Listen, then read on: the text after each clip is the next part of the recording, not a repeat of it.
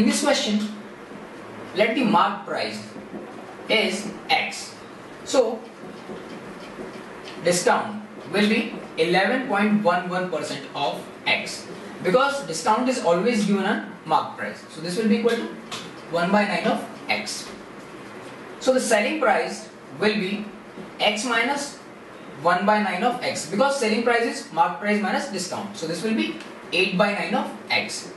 Now it is always given that trader makes the profit of 14.28%.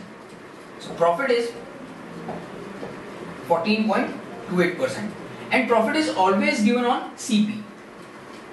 So this will be 14.28% of CP. So this can be written as 1 by 7 of CP. So the selling price will be equal to cost price plus profit.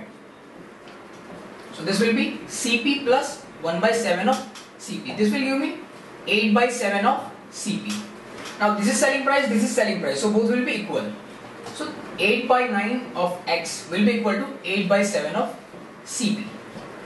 It gets cancelled out. So X will be equal to 9 by 7 CP. And we have to find out that mark price is how much percent more than cost price. So X will be 1 to 8.56% of CP. So we can say the mark price will be 28.56% more than cost price.